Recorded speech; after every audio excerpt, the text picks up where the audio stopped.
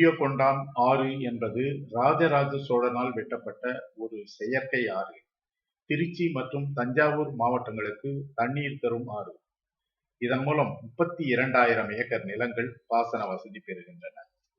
உய்யகொண்டான் என்பது ராஜராஜ சோழனுடைய ஒரு பட்டப்பெயர். உய்யகொண்டான் என்றால் வாழ வைத்தவன் என்று அர்த்தம் சொல்லுகிறது தமிழ் அகர முதலி. ராஜராஜ சோழன் இது போன்ற செயற்கை ஆறுகளை உருவாக்குவதில் வல்லவன். உய்யகொண்டான் ஆற்றங்கரையில் ஒரு சிவன் கோயில் உள்ளது. உய்யகொண்டான் திருமலை என்பது அந்த கோயிலின் பெயர். அந்த கோயிலின் மூலவரான சிவபெருமானின் பெயரும் உய்யகொண்டான் என்பதுதான். ராஜராஜ சோழன் காவிரியின் தென்கரையிலிருந்து செயற்கையாக ஒரு கால்வாயை வெட்டி தென்கரை பகுதியில் உள்ள ஊர்களுக்கு எல்லாம் பாசன வசதி செய்து கொடுத்தான். ராஜராஜனின் மிகப்பெரிய சாதனைகளில் இதுவும் ஒன்று.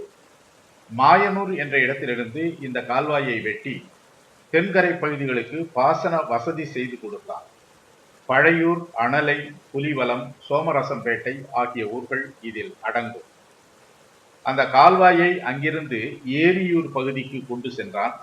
காவிரியின் தண்ணீர் வந்த பிறகு ஏரியூர் நாடானது இன்று ஏரியூர் மங்கள நாடு என்று அழைக்கப்படுகிறது.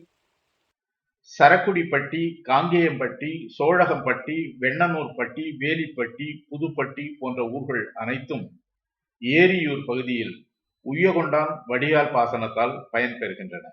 அந்த காலத்தில் நாட்டை ஆண்ட மன்னர்கள் 2 காரியங்களை சிறப்பாக செய்தார்கள்.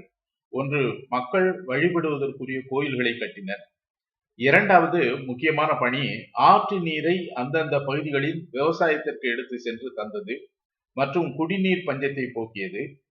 மன்னர்கள் கடவுளுக்கு அடுத்தபடியாக வணங்கியது ஆறுகளைத்தான்.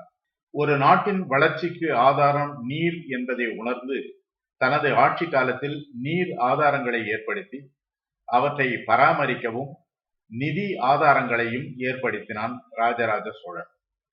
நீர் சேமிப்பு, நீர் அறுவடை, நீர் பங்கீடு என இந்த 3ஐயும் முறையாக செய்தான் ராஜராஜ சோழன். அதனால்தான் இன்றளவும் இந்த ஆற்றினை உய்யகொண்டான் ஆறு. நான் புதிய ஆறுகளை ஏரிகளை